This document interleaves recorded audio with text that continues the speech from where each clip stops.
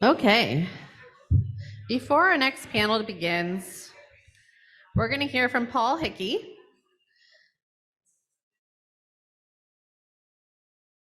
Equities in the construction industry, which was just published. And I'm thrilled that we're able to add him to the agenda with such short notice. As many of you may know, my passion lies in promoting careers in the built environment to women. And I personally never expected to have a career in the construction industry. I was a communications major with a minor in sociology, but here I am 22 years later. It definitely wasn't on my radar until I took my first job out of college with Whiting Turner. But as we all know, construction gets in your blood, and through my time spent in operations and volunteering with NEWIC, I began to see both the need for women and what was holding us back collectively as a gender. I've seen it in organizations like BG&E that when you make things better for women in your company, you make it better for everyone.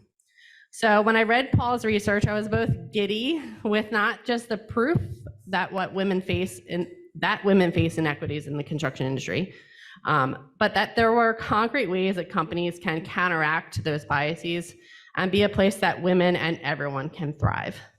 So with that, Paul.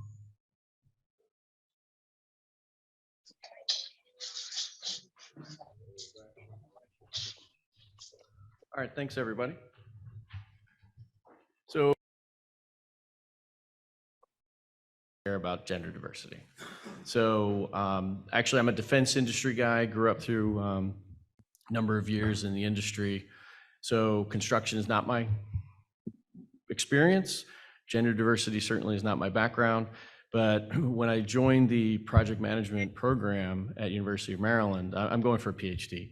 And I was talking to my advisor and he mentioned gender diversity, it hit. My wife, I watched her fight through 25 years in the industry, training the young guy who then became a manager and became a leader, and she ended up training the next generation and again and again and again. So she's the inspiration behind this. That's why I'm studying that. So I usually like to get that out of the way first because people wonder, why are you studying that? So this is the results from the first two phases of my research. I'm actually taking a few moments off here. So I'm avoiding writing my third paper right now because I have to get it to my committee by Monday. So bear with me if I seem a little nervous because I got that in the back of my head. So this is an academic study. So why is it important? Earlier today, you discussed the gap in the industry in terms of the workforce. Half of the population in the United States is basically being ignored. How can you achieve the levels that you need without even looking at half right off the bat? And the numbers that we found through the first two phases, the entire industry, first phase was 9.9% women in the entire industry, and then 10.9 in the second phase. Now, that's inclusive of non-engineering, finance, human resources, marketing, business development. And you'll see as we go through this, that the concentration of women in the engineering space is significantly lower. And it actually decreases the higher you rise in the organization. But I only have 15 minutes, so I'll start moving.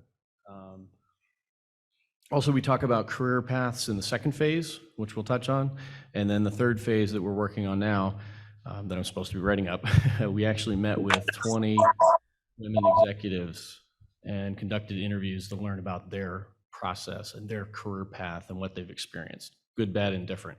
And I will tell you this, some of those interviews, incredibly emotional. The experiences that the women have gone through, it really hit a chord. So I won't bore you with this. But the methodology and data, we were looking at the ENR Top 400, Engineering News Record. So these are the top 400 companies in the industry. So something to keep in mind, the data that you'll see is just for the top 400 companies. It does not include 401 all the way down. And as you'll see in one of the slides, the diversity decreases as the companies get smaller. So these numbers are the largest companies. Based on that, if you just project, it will get even worse and worse as you go down. So these are optimistic numbers, which is kind of frightening. All right. We also looked at those top 400 companies. The first phase we went through, we looked at the individual websites. This is what the companies are advertising as their leadership teams.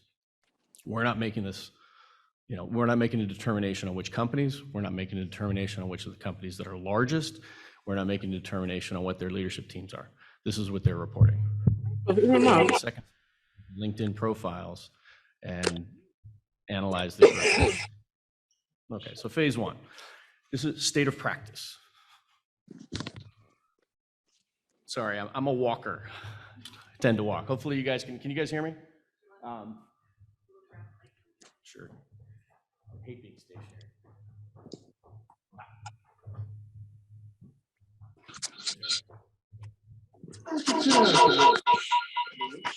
Hello? You got me? Okay, cool. So this is companies' percentage of engineering executives. The first phase was just the C-suite. Okay. Second phase, we go deeper into the organization, vice president and director, but this is just C-suite. Over 3/4 of the companies have 0 women engineers in their C-suite. 0. Not a token. 0. All right. Sorry, I know I'm on a time, so I'll keep moving. So I mentioned company size earlier. The larger companies have more diversity. So here, basically it's going from under 250 to over $1 billion. The smaller companies, 86% of them have no women in engineering positions. That improves to 68% when you get over $1 billion. I'm not saying that that's an improvement, but it is improving the numbers. So larger companies, which by the way, we've all talked about before, companies with diversity have better business outcomes. So an untested hypothesis that we've had, are those companies more diverse because they're larger, or are they larger because they're more diverse and therefore they have better business outcomes? We have not tested that, but that's a hypothesis that we have. Also here in orange, those companies have 2.4% women in the engineering roles. Again, this is just a C-suite. That, again, improves, almost doubles to 4.5% when you're over $1 billion. So again, those larger companies have the better diversity and better business outcomes. One of the things we wanted to look at as we subdivided the information is a public commitment to diversity. We define that as we hire women. Not the EEO, but they have an advertisement for International Women's Day. There's a diversity program. There's some type of commitment on their website that says, we're committed to diversity, not just gender diversity, just any kind of diversity. And what we found is those companies have more diversity. So a simple recommendation could be, if you're publicly stating to the universe, if you will, because this is on your website, we're committed to diversity, those companies are being more accountable and they're creating that. So that's just a simple recommendation that could be very easily implemented for any company. Then we also looked at green companies. And one thing that we found in this interview phase, again, this is the 20 women that we interviewed, a number of those women were in sustainable roles, whether it was a new role that was created, whether it was a role that had existed. But those companies that are in the green, and this, by the way, is the top 400 compared to the top 100 green. Again, all this is ENR companies. That was the basis for our entire analysis. But an untested hypothesis, are the green companies more attractive to women because of a greater empathy towards the earth and wanting to give back? Or is it because these organizations are relatively new and there's not a 100-year-old entrenched hierarchy that's already embedded? That's an untested hypothesis that we have. But a number of the women that we interviewed are in those operational roles that deal with green, environmental, water. So just an interesting thing that we found. So in summary, for the first phase, women comprise 50.8% of the US population. By the way, this is US based. But then we said, okay, what if we go back and take a look and see, are there enough women with prerequisite degrees in the industry for long enough time? Now, as was discussed in the earlier panel, you do not have to have a civil engineering degree to succeed in this industry. But are there enough women with civil and environmental engineering degrees over the past 24 years that would have enough time to rise through the ranks to these engineering roles? Why 24 years? We found a study that was not AEC specific, it was all industries across the United States, that said it took 24 years on average to rise to the C-suite. Fair enough. Some people do it faster, some take more time. But if you have these women that have these, again, civil engineering degree, not the only degree you need, rising through the ranks, 21.5%, which actually rose to 21.9% in the second phase, have civil engineering degree that are women graduate over that 24-year period. I was a little surprised that it was that high. I was an undergrad in mechanical at Maryland. So was my wife. She graduated before me, 5 seconds before me. She was HE, I was HI. Literally, she was walking off the stage as I was getting my diploma. And I asked her, I was like, you know, I'm walking around the buildings now. There seemed to be a lot more women in the building. She looked at me, she was like, there were 3 in mechanical. I said, well, how do you know there were 3? If you're one of 3, you know you're one of 3. Fair enough. But then, if you look at the industry, overall, intern to executive, engineering and non-engineering, again, marketing, finance, et cetera, it was 9.9% women. That actually increased to 10.9% in our second phase. But then if you look at engineering executives, 3.9% women. The same sample was 25.2% non-engineering, finance, all those. And the reason we had looked at this, engineering and non-engineering, so comments that she had given me when she came home complaining about work, oh, they just hired a woman, she's an HR, and they put her on the board. So they could say they have somebody on the board. That was a driver behind why we wanted to look at it this way. So how do you go from 1 and 2 to 1 and 10? I'm sorry, to 1 and 5, to 1 and 10, to less than 1 and 25. All right, so that's the quick and dirty. Am I doing okay on time, or am I? She's giving me the eye. All right, so I'll go a little faster. So the second study, we did LinkedIn. Wanted to see, was there a career path difference between women and men? The short version, there absolutely is. By the way, how many minutes do I have left? 5? Okay, I'll go faster. Women change jobs more frequently. Actually, you know what? Tell you what, they have more career positions. And actually, let me go back to this. So here's an interesting thing we found. Oh, by the way, we cleaned the data. So you look at a profile on LinkedIn, you see Sally Jane, CEO, 40 years, and that's the entire profile. We cleaned all those out. We did a lot of statistical studies to make sure that these were accurate. Men, 1 in 4 reported one company their entire year. Women, 10%, 1 in 10. So if you're a woman, you probably need to move, change companies. If you're a man, you probably want to stay. And then you got to think about that as a company. How much talent are you losing? And how do you change your practices to make sure you keep those women? Not only attract them to begin with, but how do you keep them? And how do you grow? All right. Career positions, women have more career positions, more rungs on the corporate ladder. Again, I'm accelerating. I mentioned before the top 400. As you can see here, every single segment, no matter the revenue, women always had almost a full job on average more. Again, more rungs on the corporate ladder. So they have to work harder to get to the same spot.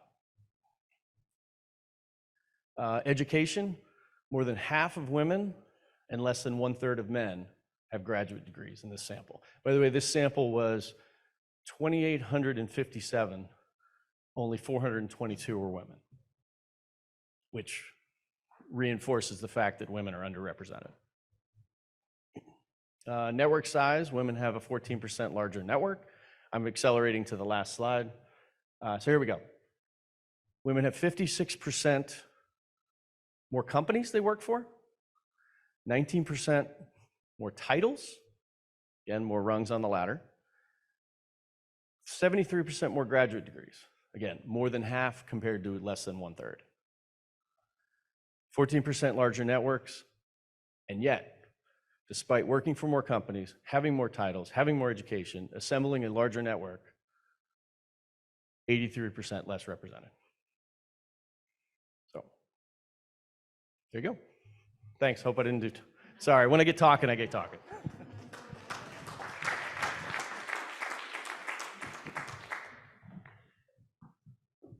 Oh, no, it's fine, thank you.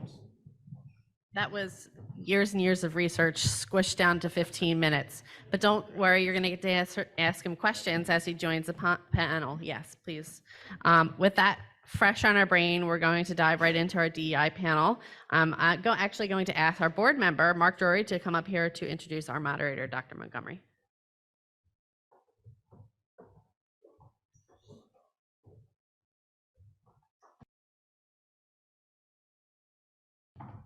Good afternoon. I'm Mark Drury. Nobody wants to put numbers and dates. Recently retired after 26 years in the mechanical side at Shapiro and Duncan. MCCI board member, chairman of the Montgomery County Workforce Development Board, and president of the DC Student Construction Trades Foundation. But I want to give you a brief story just to share, because there was discussion about lack of respect in the construction industry. And 22 years ago, I was invited to participate in an organization called MCPRE, which was the Montgomery County Business Roundtable for Education. And sitting in the first meeting, a high school principal, who I happen to know because he was mine when I was in high school, wanted to know why there was somebody from construction there. And people from construction are just, why would you include them in an education forum?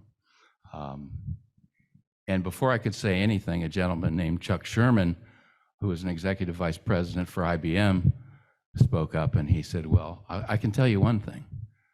You can thank them for putting a man on the moon. And I thought, what's he talking about?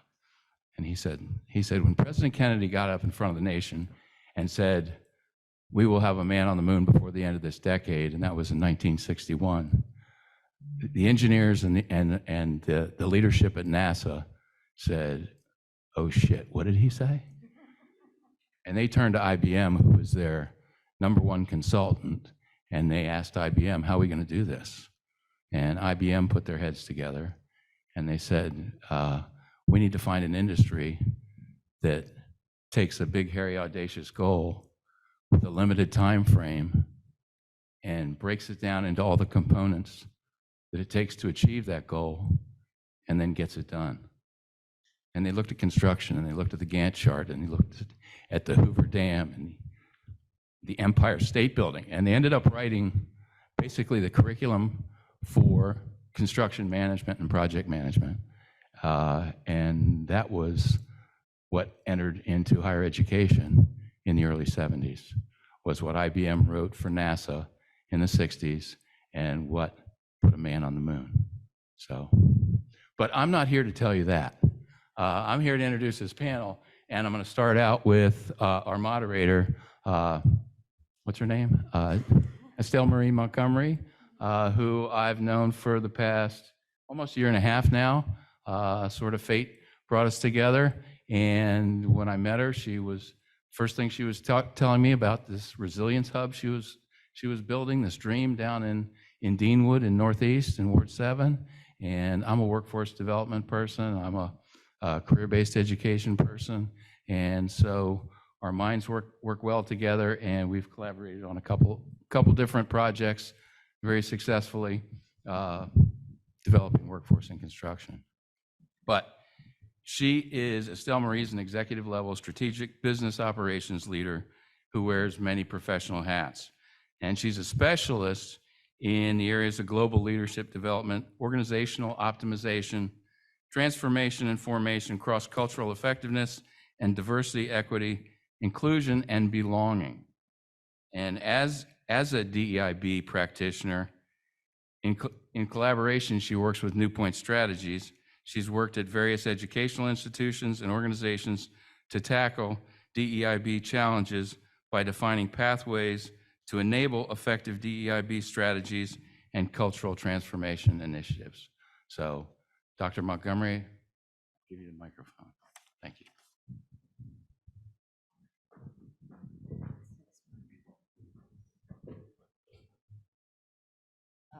How do I work the clicker?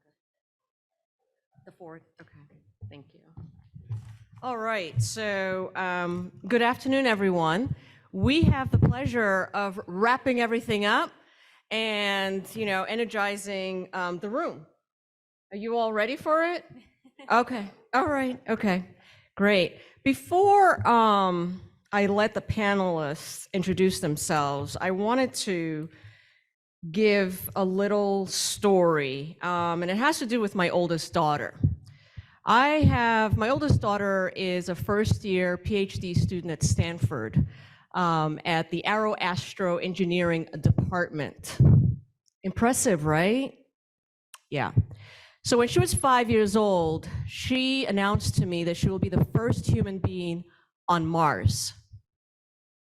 There was nothing that we ever talked about that would suggest that this would be her dream. Okay, so she's always been into space, NASA, astronauts, and so forth. So as good parents, we made sure we exposed her. She participated in robotics in 3rd, 4th grade. And then in 5th grade, she wasn't interested in robotics anymore. I thought, okay, kids have interests and then they don't. I didn't think much about it. In high school, actually in middle school, we learned from her mathematics teacher who had taught maths for 30 years, that our daughter was one of 2 natural mathematicians she's ever encountered. And I said, okay, what do I do with that? So we knew she was mathematically inclined. The school had a build a plane after school club. We didn't know what it was. She wanted to build a plane, so she signed up for it. Well, that led her to become a solo pilot, student pilot. Okay. She goes on to undergrad. She is a physics student. I'm telling you all of these because you can imagine, as a parent, it's great to have an overachiever for a child, but you've got to keep up, right? And she's a girl. She is a girl. She lands at a top university overseas studying physics. And she calls me up one day. She says, Mama, I can't quite put my hands on it. She likes to label herself as neurodiverse, so you can imagine our conversations. But this curriculum is designed for boys. I said, what do you mean by that? She goes, I don't know. But we think differently and it's designed for boys. That's okay. I'll make it through. She did. She knocked it out of the ballpark. She ended up at Stanford. And guess what I got to hear last week? She was seen as 2 breasts walking. She was groped. So Paul, yes, there is an underrepresentation, but even when you get there, the things that are happening behind the scenes, the insinuations, the structures that are in place that keep an environment not welcoming is not necessarily intentional. It's deeply embedded. And so we're going to talk about some of this, right? Okay. Just thought I'd share that. It's still a journey. Well, we have an amazing group here who are heavily committed to the two things that we've really been talking about today. One, that pipeline, how do you increase it? And once you have a pipeline, how are you going to sustain it, right? So that's one theme that we've talked about. And the other is recognizing this whole thing about diversity, equity, and inclusion. So before I turn into my lecture nerd mode and share some slides, I wanted each of the panelists to just introduce themselves. All right, I can start. Thank you. My name is Morgan Traynor. I'm representing Procore Technologies today. I'm proud to be a part of the panel today. Prior to joining Procore, I am a civil engineering undergrad. I am an MBA graduate. I worked for a large GC, Ryan Companies, top 30 ENR company. And during COVID, was a part of the Great Resignation and decided that the construction industry was maybe no longer something that I was going to be as passionate about as I was earlier on in my career. And I moved to the technology industry. Now, I say all that, but I'm still very much an advocate for women in construction, and I'm here to represent Procore and all of the really amazing,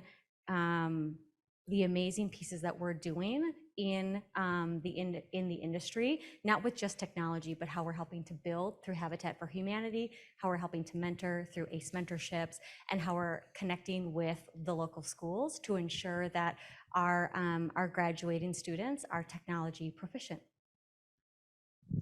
Thank you, Morgan. My name is Jolsna Thomas. I'm the president of the Rosendin Foundation, which is the 501c3 charitable arm of Rosendin Holdings, which also has under it Rosendin Electric as well as Modular Power Solutions. We're a large national electrical contractor, union contractor. I also sit on Rosendin's DE&I committee, which is a small committee, and we advise our executive team and kind of really take the bull by the horn in terms of trying to really create community. So we'll talk a little bit later about what we're doing with our employees, but also what we're doing with our community outside of the office, outside of the job site, in order to ensure that we're all working in harmony to really create areas for all of us to be able to be seen and to have a place at the table, because that is important. Because when you think about you look at our holding company, yeah, our board has some women. Our executives on like Rosendin Electric, it's all male. You do have some female VPs, you have women in leadership, but that's still crux at that top layer. And that's where it's like on the education side, I'm like, oh, we're very diverse. Our CEO does not have a degree. He graduated from the apprenticeship program. And you don't need to have a degree to run a $2.3 billion company. So it's like recognizing that in this industry, what makes you you is what can lead you up to leadership. Here we go, loud. Good afternoon, everyone. My name is Sampson. You can call me Manny. I'm with Traynor Construction. I've been in industry for about 10 years now, starting in operations, but currently in our community and citizenship department, leading that for the Mid-Atlantic region. So pretty much run up and down 95 all day, but it's great work. And I'm very happy to be a part of this panel, especially with a topic that really hits home for me personally. So I take great pride in being able to explore and do the work that's necessary professionally. I actually was born and raised in Maryland, Prince George's County, funny enough. Went to elementary school maybe 15 minutes from here. So, it's like a homecoming of sorts, but I think to my fellow panelists and their comments, the work is important. There's a lot of work to be done. I know Traynor is looking to be in the forefront of those efforts, like a lot of our entities are, by making sure that we have the right programs in place, that we have the right people leading the charge, and ultimately making sure that we have everyone bought in on those efforts and those concepts. So looking forward to diving into that more this afternoon, and hopefully you all take something away from that. So thanks. Good afternoon. I'm Kristen Bucher from Baltimore Gas and Electric. I'm on our corporate community impact team. I lead our workforce development programs. So BG&E does a lot within our community with respect to investing in organizations And through workforce development, that's really where we focus on equity. How might we reach individuals in our underserved communities? So underserved defined in our organizations as individuals that have significantly or high unemployment rates, low income levels, large wealth gaps. How do we invest in those communities where individuals that find themselves in those situations are found, and ensure that they have opportunity within our organization as well? So we'll dive into that a little bit more today, but I'm excited to be here with everyone. Hi, Paul Hickey again. Not a construction guy. Basically, I was undergrad mechanical, MBA. I got a master's of engineering here at Maryland, and then came back again. As my wife told me at the time, you're only happy when you're miserable going to school.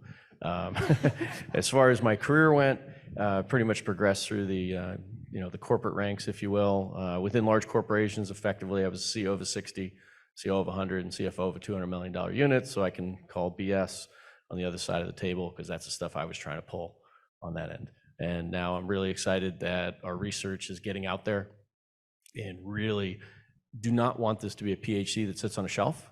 Genuinely want to make change in the industry. So that's really our goal with this research, and excited to get it out there. Wonderful. So had a discussion with the panelists in preparing for today, and they all agreed that it would be useful to just step back for a minute and make sure we're thinking about things, at least for this moment, in the same way. So I'm going to share some slides that focus on D, E, and I, with the belonging component associated with it. So as a practitioner, these are some of the things you come into an organization and you start to talk about, right?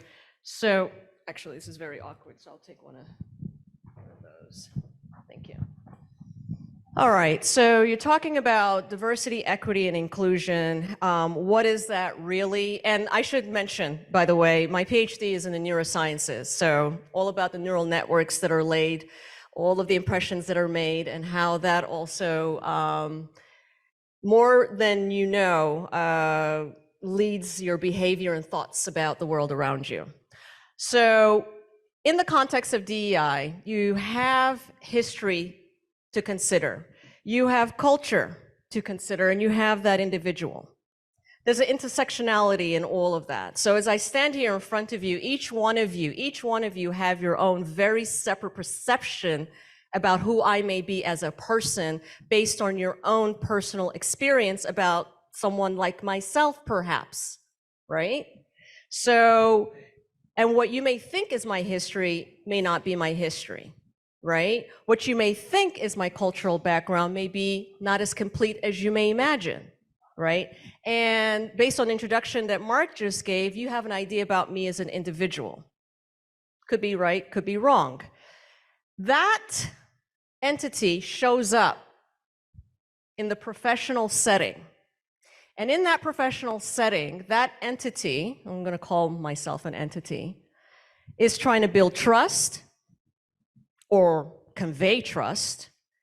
It has to evaluate fellow colleagues, is in the process of recruiting, is in the process of, laying down expectations in terms of production and output and so forth, selecting folks for special projects, judging and evaluating, right? So all of that, and all of you have also heard about biases and so forth. That orange is really how you show up, how you're doing the things that you're doing. So when a company says we're committed to DEI, it's really saying they've lifted all of these layers, or at least in the process of lifting all of these layers, to look at DEI. So what is DEI? All right, so we know that diversity can cut across a whole lot of different areas. So you have the age, ethnicity, religion, gender, sexuality, socioeconomic class, education, training, and interest. And we're going to touch on all of these things in our discussion. This is my most favorite equity slide, and for those of you who have not seen this equity slide, it really hits home. Equity is about accessibility. How do you make something accessible to all? because not everyone is coming at an opportunity from equal footing or similar footing. So recognizing that and adjusting to that, and I forget who it was, about the Phillips screwdriver. I don't know where we went wrong in raising our children. My children, not the oldest one, but the younger one, I asked her about a Phillips screwdriver. She had no idea. Anyway, so not everyone is coming at something at the level you assume. So without making any assumptions, that's why we're also sharing these slides with everyone. And this is my most favorite part of this work. So you're including everyone. Okay, women are 50%. Let's get more women. Let's get more women. Right? Christine and I had a conversation. Let's get more women. So the behavior of a recruitment strategy, a selection, that's the behavior. Let's say your company is, has met its goal. And they do get a seat at the table. Do their opinions matter? How are you actually viewing them? What cultural transformation has taken place so that you are actually seen as equal? How are they being valued, cherished? And cherish is just another word for kindness and respect. So how is all of that being done? That's the human rapport part.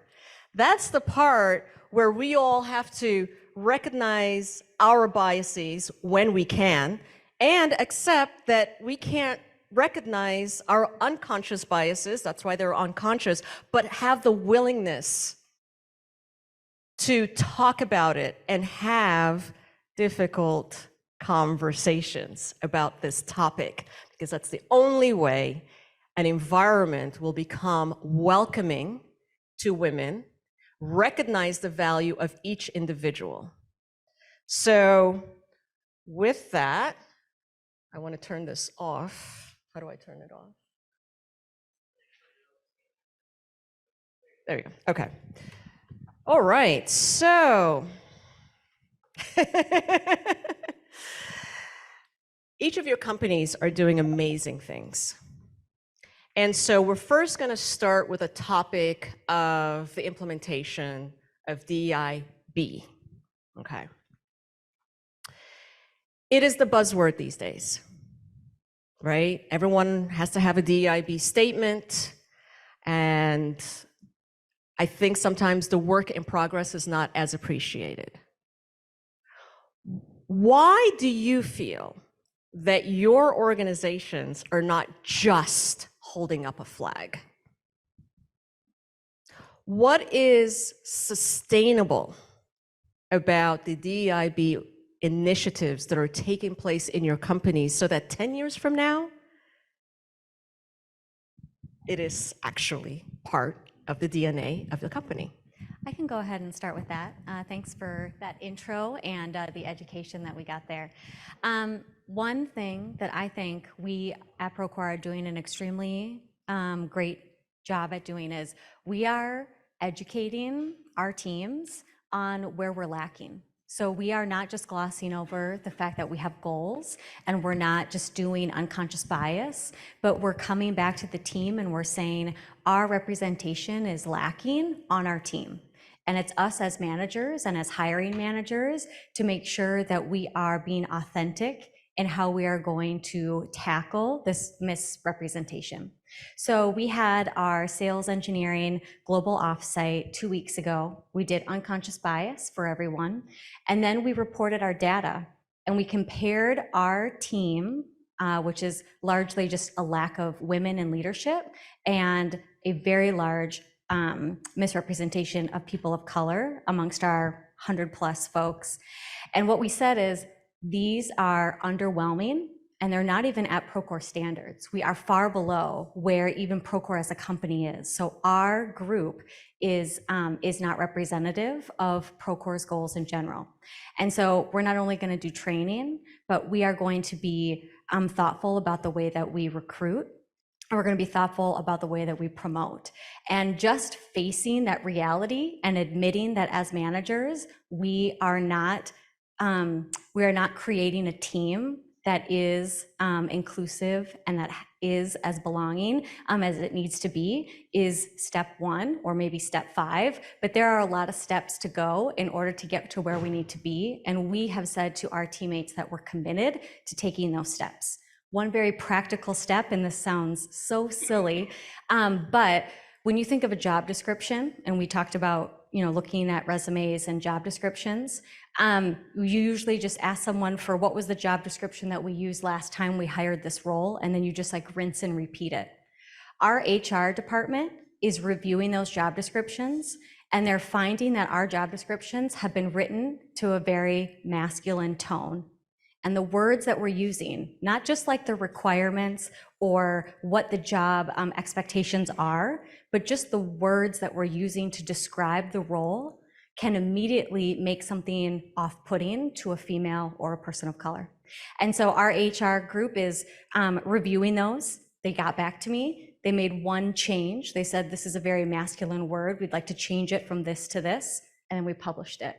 So very incremental, very small amount of time, but the hope is that then the candidacy pool can grow and be less traditional than what it has been. And just one example of the way in which that we are working to become a more inclusive group.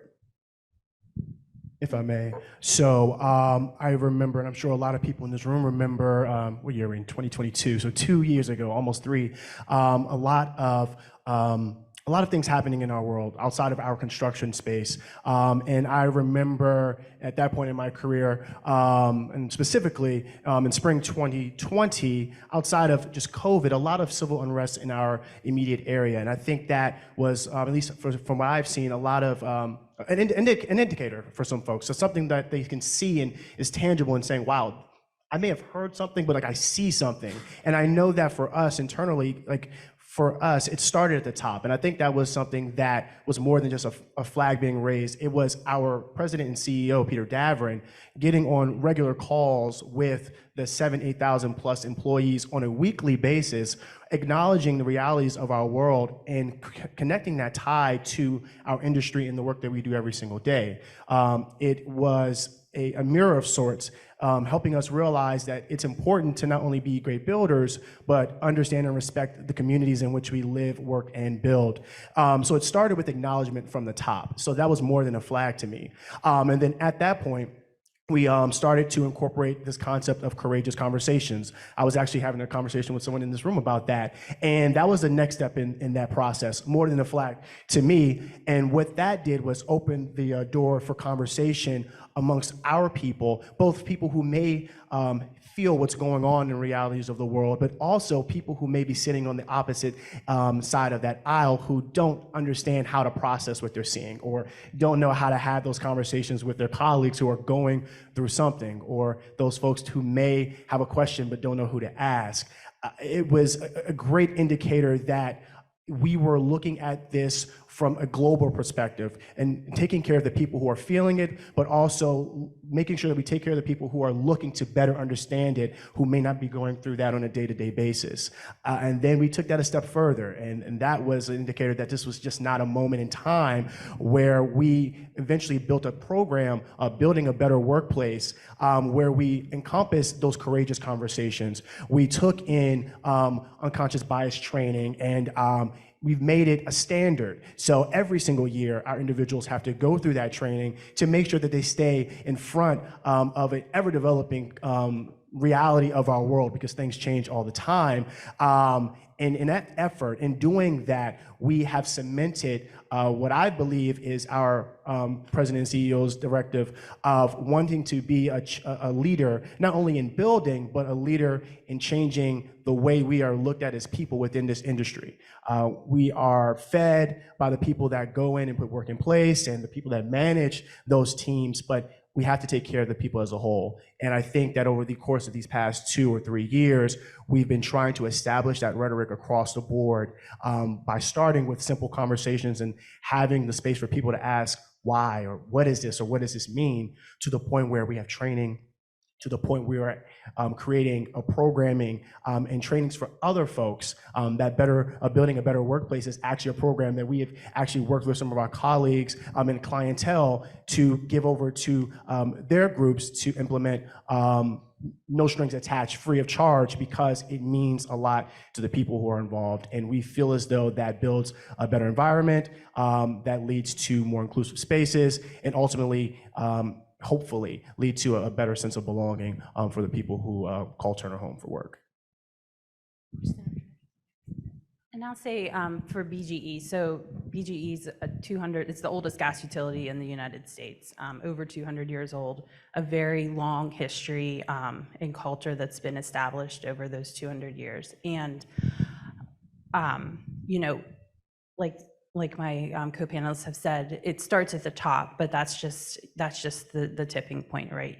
How do you infuse it in every application throughout your organization? So whether it be programming to allow voices to be heard and, you know, people to really be able to share their experiences that they've had coming into the company with different backgrounds, and really identifying and addressing the issues head on through just policies and leadership from up top and throughout all of management. We've done a really great job of saying that we know we're not where we want to be. This is a long journey for us to get where we want to be, recognizing that, but also saying, here are the behaviors that we will not accept anymore, and sticking very firm to those. Safety, as within all construction, is the first and foremost, right? Everyone, we want them to go home the same way that they arrived at work that day. So probably very similarly, all of our meetings start with safety messages. Well, years ago, we started adding a DEI message to every meeting as well, to ensure that we were continuing to have those conversations and bring up those points and give space for folks, and not just give space to hear, but give space to take action and also learn from others. So that's one of the reasons, or a couple of reasons, why I feel like our journey, you know, it's not over by any stretch, but it is a sustained process throughout the organization. And I'd like to echo in, we're not at the 200-year mark, but we are a 100-plus-year company. But we were also an immigrant-founded, family-owned business that grew into this national contractor. Moses Rosendin founded this company at the turn of the century, and it's 1906, not the 20th. I forget, we switched centuries. But it's one of these things of, you know, so the cultural part has always kind of been a part of our fabric. And I agree with Morgan, it's that education component that's critical. For us, pretty much in every step, a big elevation in your career path at Rosendin, we have a training program that moves you. We have the Surge, we've got the Foreman Series, we've got Leadership Academy, we've got different steps. So that way, we also have uniformity and understanding of our culture, an understanding of where we see our future. So yes, you have the unconscious bias, you have the Brene Brown, their lead conversations, you've got we want authentic leaders. We're also an employee-owned company. So we have a stake in the game. We want to make sure that who else is on my team are really people I want on my team that are supporting our vision. And just like Manny said, ours is also very CEO driven. Mike Greenwald is on our committee. We've got 2 of our 6 executives on our committee.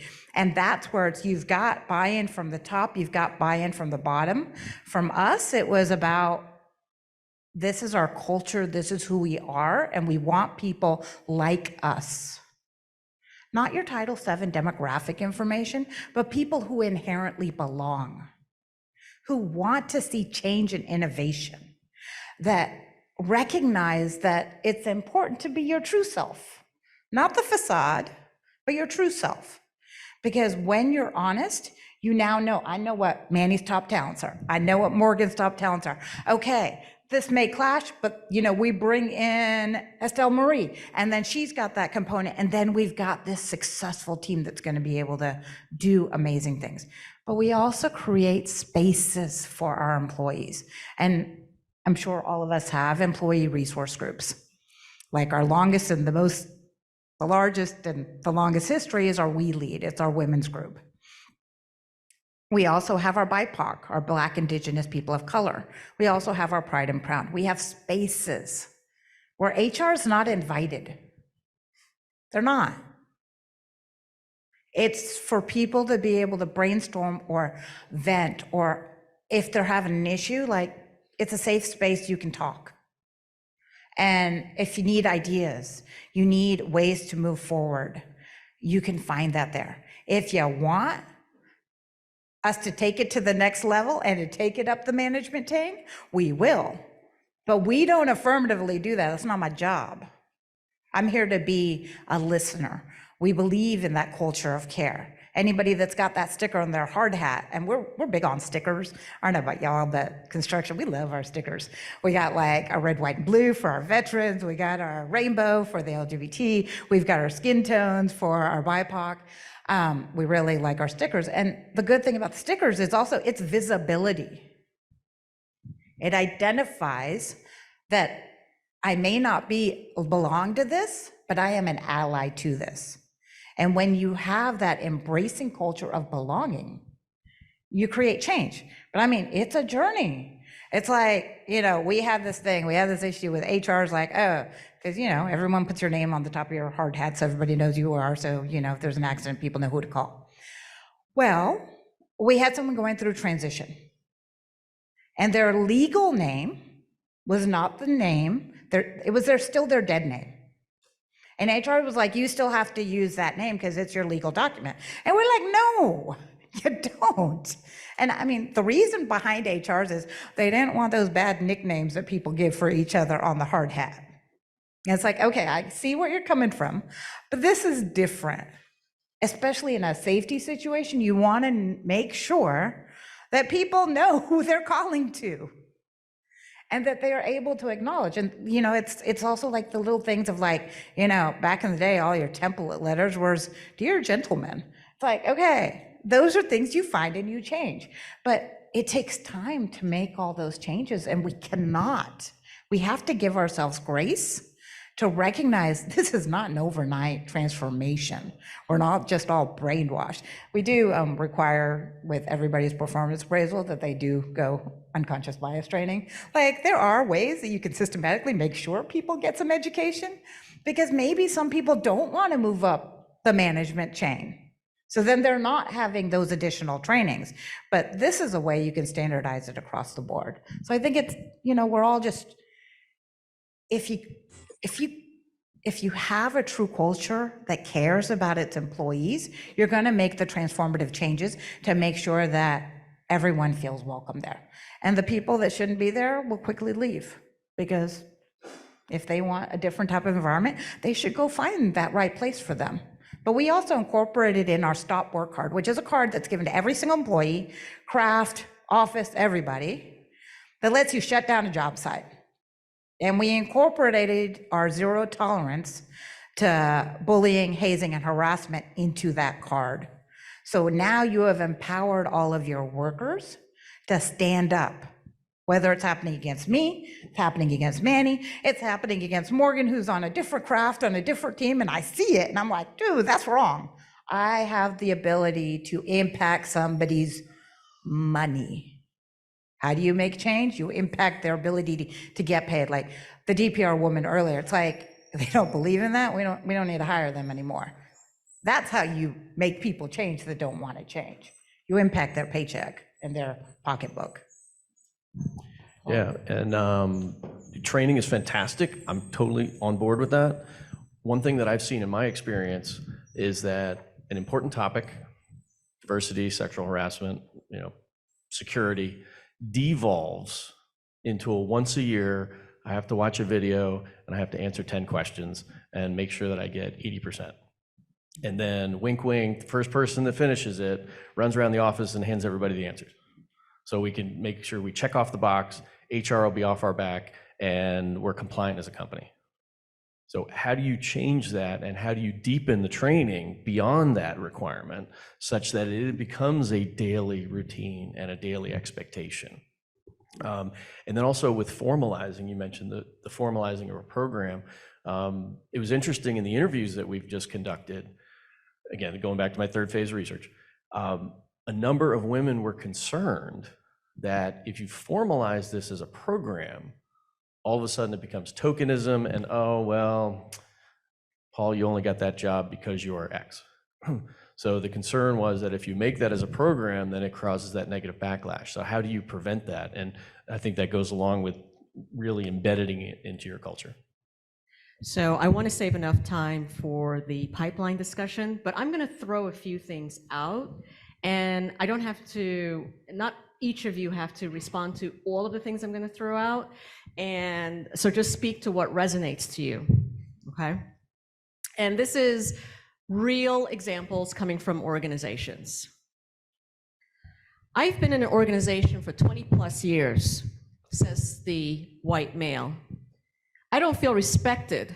So now all of a sudden, I have to respect this new hire because of this diversity thing that's happening. Says CEO, yeah, that diversity thing, yeah, we're doing it. Let's just take care of our strategic planning, because strategic planning has to take place. And yeah, and then, the person who oversees DEI can take care of the DEI. All right, this is tiring. We've been working on this for a year, and everyone seems to be deflated. They're more frustrated than ever. They keep expressing all of these opinions about all these different things that they never did before. I don't feel like we're moving forward. I don't feel safe. I'm a woman walking around in this organization. I've seen things around me, and things have happened to me, and I don't feel safe. And I don't think they mean what they're doing, but I just don't think they understand. Do we really have to do this all at once?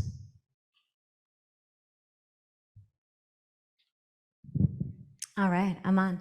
Well, I will take the one example that we at Procore are doing, and we mentioned it, I think, when Rebecca spoke about, how can you start your wellness program or your DEIB program, right? Like, that's a large undertaking. Something that we're doing at Procore is we're not afraid to outsource some of those topics. We may not have the resources, we may not have the people, we may not have the talent to be able to do it. So something that Procore has kind of outsourced, because we can't always rely on our CEO or our managers or our team leads to be able to provide the sort of support that we need. And from Paul's research, women have much larger networks than men in comparison. So something that we're doing at Procore is we just launched something called Lean In Circles. And what the Lean In Circle does is it is a 9-month mentorship program where women around the globe can congregate together, they can talk with one another, and they can support and advocate for one another. Totally outside of a managerial performance metric that you're going against, but it's something that Procore is offering individuals so that they can get what they want without it being a requirement, but still allow the women in our organization to feel like they have a place that they're supported in.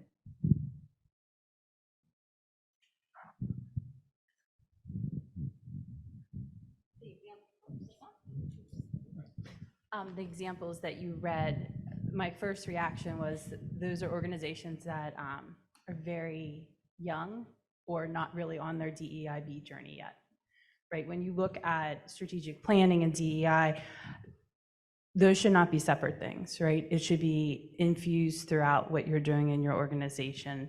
The safety of how any person feels in your organization, all of that needs to be continuously infused. And when you are going through a cultural change, it's going to take a lot of time. You're going to have people that say, I don't understand why X, Y, or Z. I don't understand why now we have to have a diverse slate of candidates for any position that we're hiring for. I don't understand why we need to look at representation across the entire business unit to say, make sure that we are showing up in a way that represents our community.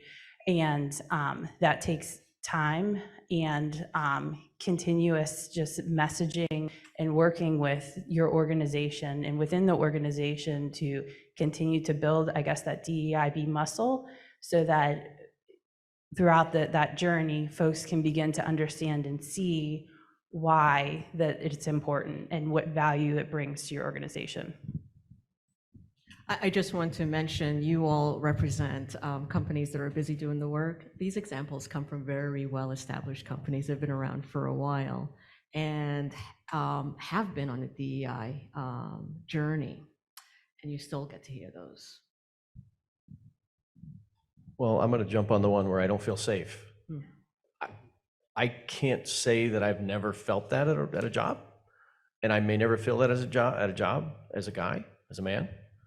So men in general, and I'm generalizing here, which I know we're not supposed to do, but we don't have the same experiences, especially as a white male. I don't have the experience where I'm in the disadvantaged group or I'm in the minority group.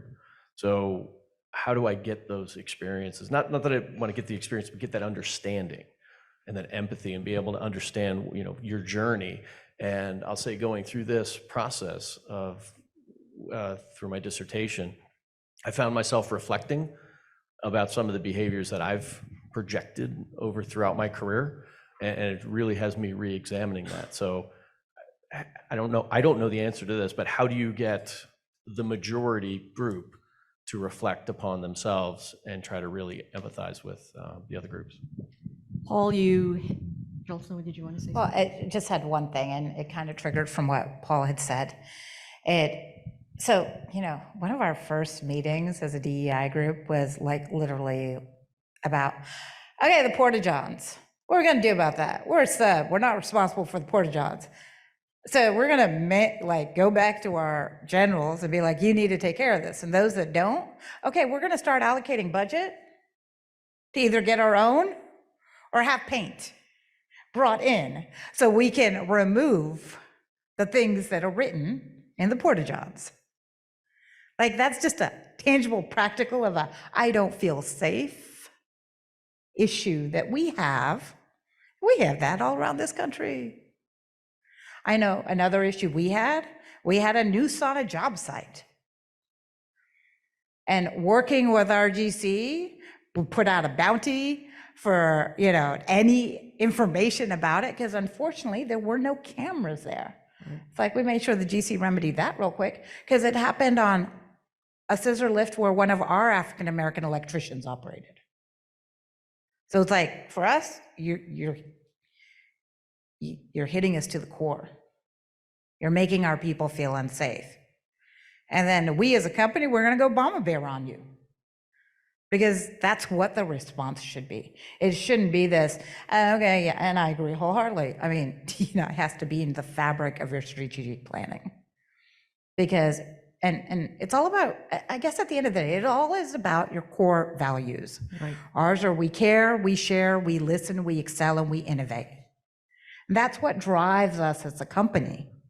So those examples, it's just like, I listened to them and I was like, oh my, people need so much. They're just not quite there on their journey. They're the early stages. Yeah, it's journey work, and that's the point. But Paul, and I want to wrap this up by just honing in on what Paul said, is that I thought she was going to put me on the spot. sometimes white males feel that their responsibility is to step back and not be part of the conversation, but actually it's to lean in and be part of the conversation and have the difficult conversations, because that perspective is extremely valuable for solutioning the progress. So I'll leave it right there on that one. And now we're going to switch to the other theme that all of you are also involved in. Get that pipeline filled.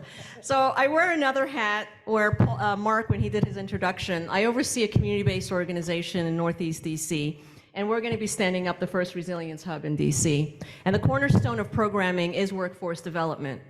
I am not from the construction industry, and I have come to learn and appreciate the construction industry, at least on one level, pay equity. So I don't know if you all realize that there are sectors out there where there's still a disparity between what, men and women are paid for the same job. And in the construction industry, that's not the case. So hats off, literally, for that. So I've been learning a lot about the construction industry. Heard a whole lot about why is it, folks don't go into it. There's a marketing problem. Is Bob the Builder still on television, by the way? If not, y'all need to get Bob the Builder back on television. Because building, and as a non-construction person, when I thought about construction, this is my image, my biased image of what construction industry is or was. You have a company that's led by a CEO, you have architects and engineers, and then you've got those people that have to run around and do the dirty job.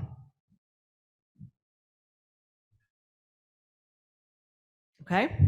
So what I've come to really appreciate about the construction industry, and we're honing in on it in partnership with Mark's organization, is the pathway to economic resilience that it brings to a community that is undereducated, not to no fault of their own, underexposed, without the enrichment, right, that you would get from that, and exposing them to the possibility of what the construction industry could mean. So the work that's done in the communities that you talk about, Kristen, that's amazing. So from that building up that pipeline, not only from the disenfranchised communities, but also the very well-educated communities as well, because I just told you what my view on the construction industry was. Yeah. Well, something that we're doing at Procore, and I actually looked up the stats for all of our community connections that we have here in Maryland, but what we're focused on is giving the technology education in the classroom so that you, like I mentioned, you cannot be technology, or you need to be technology proficient as our industry continues to leverage technology in order to be more profitable, more effective, more efficient, safer, all of the things. So whether it's an ACE mentorship program, or it's here at the University of Maryland, or it's at a Habitat for Humanity job site, Procore is teaching, educating, and partnering with those educational systems so that you can get your certificate, get your associate degree, graduate from college, go into the workforce, and already know probably more on the technology side than someone that you're partnered with on the job site who could have 30 more years experience than you do. And so what we're allowing those early tenured professionals to do is to begin a reverse mentorship program with a superintendent that they're paired with, right? A 30-year professional superintendent is there to teach those early on folks what it's like to build a building and to run a job site. And then the reverse mentorship piece is that early on graduate is able to educate them on the technology side of things. And so that reverse mentorship is something that the industry is embracing, as we know that technology is a large component of how we're going to continue to progress. So thank you for that question. So I mentioned I'm from Prince George's County, and I remember being that young guy, not knowing where I wanted to go or who I wanted to be. And if it weren't for the teachers that I had in my life, or the ability to be able to see work being put in place around the neighborhood, I don't know where I'd be today. So the first step is that exposure. And I think that we all, I know personally, I want to take accountability and responsibility for being that image that someone who is 5, 6, 7 years old can see as an example of what they can be. So I know for Traynor, trying to establish those connections and really change the rhetoric of this dirty perception of construction in the industry is getting into the young students and figuring out what are they naturally great at and tying that to some of the opportunities and possibilities in our industry. We know that from the folks who are performing the labor on site to the folks who are or carpenters, all the way up to the folks who are project managers and executives. There's a need across the board. So if we are able to tap into those students sooner rather than later, we can sort of highlight the beauty of it all in the midst of the dirt and all the rugged stuff. I understand this is part of the job, but it's valuable, and we all see that from whatever seat that we're in. So, you know, I'm the first to say that if I don't know something, I will tell you. And with that, I've incorporated that rhetoric within my Traynor experience to tap into those grassroots organizations who have been doing the work. So I know that I have the pocketbook of Traynor, so let me go find someone who knows what they're doing. I can be open and honest in that, because that is something that, one, you don't have to reinvent a wheel. It probably already exists. What you need to do is figure out how can you support them, what do they need, whether it's manpower, whether it's financing, whether it's professional directive and perspective, to do something that they're passionate about and make it whole. So, you know, we find that. And then going to, I think, one of the organizations that Morgan just mentioned that we take great pride in participating in is the ACE Mentorship Program. So I'm very happy to serve on ACE DC's board at this point in time. And our CEO, Peter Davern, actually serves on the executive board. So if you can imagine, we're bought in from the top down. And I feel like I would naturally do that because that allows us to really infiltrate that middle ground, those middle school, high school students around that area and age where they're kind of wondering, okay, there was this thing, I was a kid and I liked, you know, building Legos and stuff like that. How do I materialize that into a very tangible and realistic and viable career option? So imagine, you know, being that architect or being that construction manager or that engineer going into that space, you're able to really set the precedent and be an example, again, for students who may not be able to attach a dream or concept to someone in human form. And then moving into the college realm, being more strategic and being more intentional about where we go and where we spend our time, as well as who we send to not only represent our company, but to really reflect the people that we're hoping to get into the fold. It's important to see, and that also leads to those folks believing, and that's an important aspect as well. And then moving into sort of being in the current space is understanding how best to be more equitable, to be more understanding of the people in the current space so that they can also see where they can go, and that helps by having those people in those positions as an example. Okay, so I love this question. And I love it because it's about intentionality. So we at the Rosendin Foundation, I mean, we start them at like they're little and they have crayons, because we created our own construction coloring book that we give out. And we share about careers in electrical and the types of things we build, and about VR, and about BIM, and about engineering, and about all the cool things you can do. We're just issuing out a Spanish version this year, because what we also recognize with the Rosendin Foundation, we give out a lot of monetary grants to nonprofit organizations that work towards positively impacting our communities, building and empowering people, and inspiring innovation.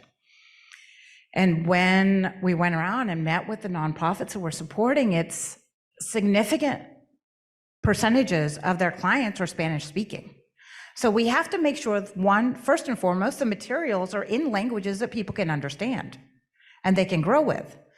And here you've got Camp Nawick, and Jennifer is a part of that. And I'm a big part of Camp Nawick in Austin. I love it. It's like my lifeblood. And for those of y'all that don't know Camp Nawick, it's a week-long summer day camp for middle school age girls entering 6th, 7th, 8th, and 9th grades to get hands-on construction learning. Learn about PP, you learn how to work with drills, you learn how to work with tools. You operate heavy equipment, like a forklift, like a mini X, like a skid steer. You're pouring concrete from a concrete mixer. You're building your own projects. You come to my shop, we're the title sponsor at Rosendin. You learn how to bend pipe. You learn how to build with BIM and use our VR headsets and see what a plan overlay looks like on a job.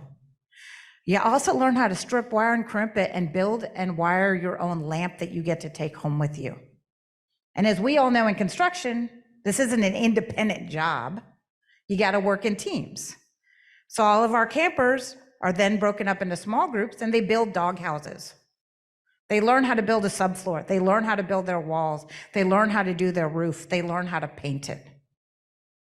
Before they graduate from the camp, they also have a trades talk where we bring in the apprenticeship directors to tell these kids that aren't even in high school yet, maybe some are in high school, about what classes they need to take in high school, why math is actually really important, not just for school, but for real life, and give them the information they need in order to be able to successfully pass that apprenticeship interview.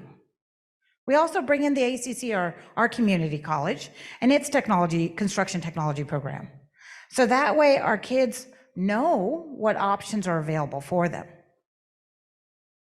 But the big thing, when they graduate, they get a full set of Milwaukee tools. They have all the tools they need and are required to get into the apprenticeship program.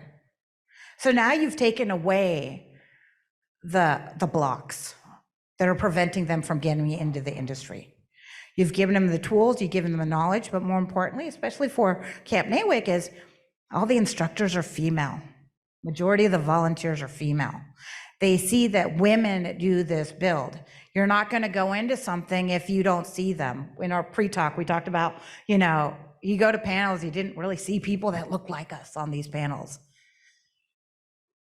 If you don't see it, people don't realize that's a possibility. Well, the Rosendin Foundation will actually launching construction camps in every one of our locations. Next year, I'm doing co-ed construction camps week-long in Austin, in Gallatin, just outside of Nashville, Tennessee, and in Tempe, Arizona. I'm also doing singular electrical-only camps in Anaheim, California, and in Sherman, Texas. Each year, I'm launching 3 new week-long camps because you have to give the kids the tools to understand. I'm sorry, we all think, oh, immediate hiring needs is you go recruit at colleges and high schools. Yes, you need to do that. But if they don't know that's a viable career path for them, they're never thinking of the construction technology program available at the high school, which is why you have to tap them at the middle school age. Jolsna? Yeah. Thank you. We're going to run out of time completely. And I think, Kristen, did you want to say something? Yes, I completely agree. When you look at your hiring needs, this is a long-term play, right? A lot of school districts have a variety of requirements that need to happen when students are in 6th or 7th grade to even get into a construction CTE program. So we've started programming in the middle school up through high school, and I could talk forever about that. But I think what's most important about the programming is really infusing equity into the process and looking at where the individuals are coming from and what are their potential roadblocks. So one was brought up, tools and equipment, right? Driver's licenses are something that's critical within the industry, right? If you don't have a driver's license, you're not able to get a job easily or at all. It's not easy to get a driver's license in Maryland if you really look at the system that's been set up and how to navigate it. It costs $500 to take driver's education. You have to have access to a vehicle to do your behind the wheel. There's a whole host of things that you need to do in order to be able to just get a driver's license. So we see students coming from underserved communities who have went through programs, who've passed the CAS test, which you need for the utility, have all the requirements but a driver's license. Well, you could sit back and say, well, I don't know what to do. They have to get their driver's license. Or you can lean in and say, let me fund driver's education at the school for kids that are going through the construction trades, because we know that that is a requirement when they graduate, and let's set them up for success. So I say all that to say, every community is different. All the needs are different. But if you lean in and you understand where the needs are and where they're coming on, you can continue to address the barriers at each of the levels. The middle school program, a barrier could have been getting the students actually to the location. Parents are working, it's hard to get people places. We had a shuttle bus go to each of the elementary schools and middle schools in the region to pick them up and bring them to the program, and then drop them off at the end of the program if the parent wanted that. So identifying those and being willing to just lean in more in a different way than you might traditionally think is, what you should need to do. Thank you, everyone. We are over time. Can anyone ask any questions? 1 or 2. Okay. standing between drinks, so. I know, it's Limited, difficult. yeah. Is it Mike? I had one question. What was the word that you took out? Oh, you want, if you come to my table and I will, it was something like we took out something and we added the word nurture. Like, it wasn't like build a team or build a program. It was like build and nurture this initiative that you're gonna work on. It was something very simple. Simple but impactful. Any other questions? Look at that, Jennifer. And they want their drinks. And correction, I said Bob the Builder, so when they come back with Bob the Builder, there needs to be Barbara the Builder next to Bob.